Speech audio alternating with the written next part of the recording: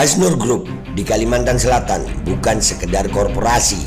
Ia adalah simbol pertemuan tambang, kekuasaan, dan legitimasi moral.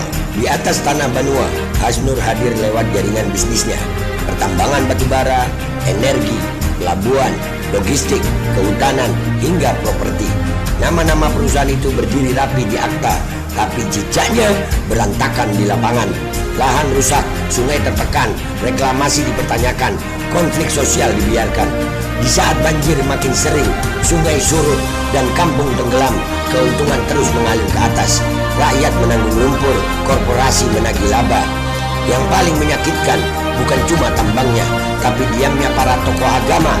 Sebagian ulama dan habaib tampak akrab di lingkaran kekuasaan, duduk berdampingan dengan elit tambang, memberi senyum dan doa, tanpa suara lantang membela tanah yang dirusak. Agama dijadikan tameng moral, seolah kritik pada tambang adalah kritik pada iman. Padahal dalam sejarah Islam, ulama adalah penegur kekuasaan, bukan penghiasnya. Ketidakadilan dibiarkan, diam itu bukan netral, diam adalah keberpihakan. Imam Ghazali dalam Ihya Ulumuddin mengatakan, rusaknya rakyat karena rusaknya pejabat, rusaknya pejabat karena rusaknya ulama, rusaknya ulama karena cinta kepada dunia. Hasnur hari ini berdiri di persimpangan antara bisnis dan etika, antara kuasa dan tanggung jawab, antara doa dan luka rakyat.